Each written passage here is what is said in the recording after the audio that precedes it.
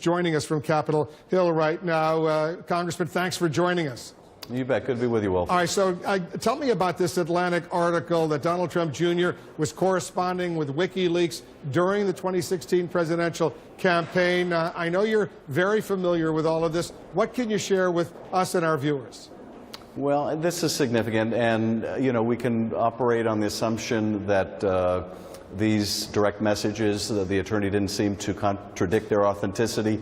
If you act on the assumption that they're accurate, it's yet another very high-level Trump campaign person, the president's own son, reaching out in private communication, secret communication with WikiLeaks, and they're discussing essentially how to coordinate the disclosure of information. WikiLeaks asked Don Jr. to get his father to trumpet certain things WikiLeaks wants to push out, and then within 24 to 48 hours, you see candidate Trump pushing that information out. You see the president's son reaching out to WikiLeaks, seeking information on future disclosures. You have WikiLeaks reaching out to the campaign saying, if we can be helpful in fronting information that will give us the appearance of neutrality, when in fact they're not neutral at all, they're attacking Hillary Clinton. This is yet another level of interest by the campaign in foreign assistance, and not just any foreign assistance, but foreign assistance tied to the Kremlin. Were you aware, Congressman, of this communication between Donald Trump Jr. and WikiLeaks?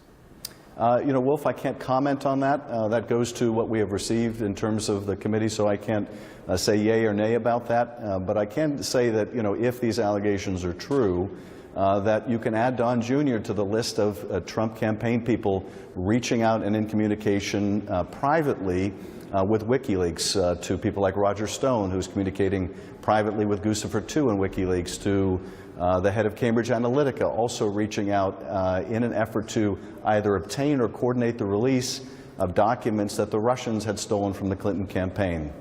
Is Donald Trump Jr. going to come back and testify before your committee? Because at the time the campaign said they were not in communication with WikiLeaks. Does this new article in The Atlantic, the secret correspondence between Donald Trump Jr. and WikiLeaks by Julia Ioffe, does that change the investigation in your mind?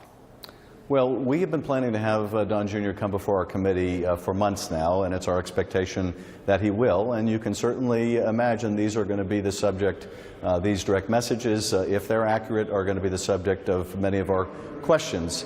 But I think, again, we need to look at the context of this.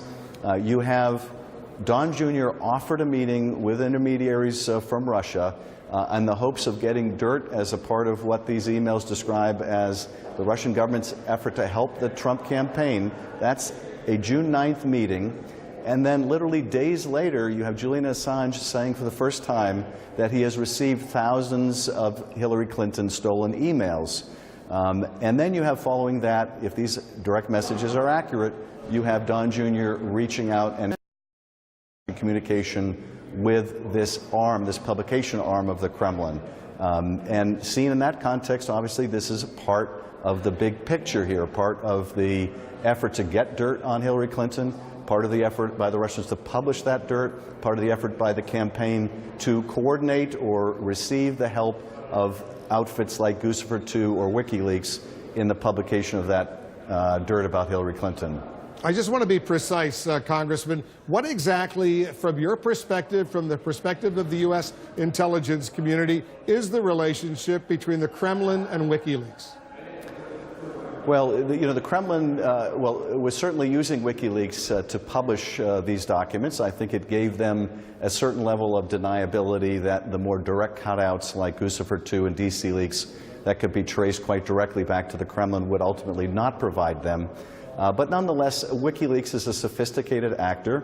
I fully believe that they knew exactly where they were getting this information about, and we're more than happy to coordinate with the Russians. I don't think that this is an issue so much of there being useful idiots as opposed to witting participants. There is a division of opinion, I think, among members about just how witting or how useful they were. But nonetheless, the fact of the matter was, this was clearly one of the outlets the Russians were using for publication. The campaign knew it. They were more than willing to work with them. They were more than willing to trumpet the WikiLeaks disclosures, and you had the candidate out there on a daily basis bragging about how wonderful WikiLeaks was and about the latest WikiLeaks disclosures. Donald Trump Jr.'s lawyer issued a statement following the publication in the publication of this article in The Atlantic, among other things, saying, and I'm quoting now, "We can say with confidence that we have no concerns about these documents, and any questions raised about them have been easily answered in the appropriate forum." I want you to respond to that statement. Well, they certainly have not been answered before our committee, and we hope to get answers when Don Jr. comes before our committee. But this, of course, is the same kind of answer we've been getting from counsel all along, which is, and from the individuals themselves, well, the meeting at Trump Tower was about adoptions, only to find out, no, it wasn't about adoptions. Well, there's nothing to see here in terms of any communications between Don Jr. and WikiLeaks.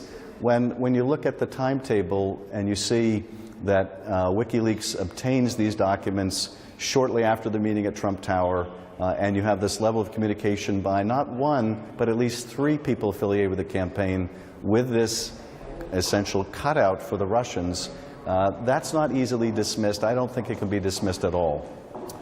Congressman Adam Schiff, thanks so much.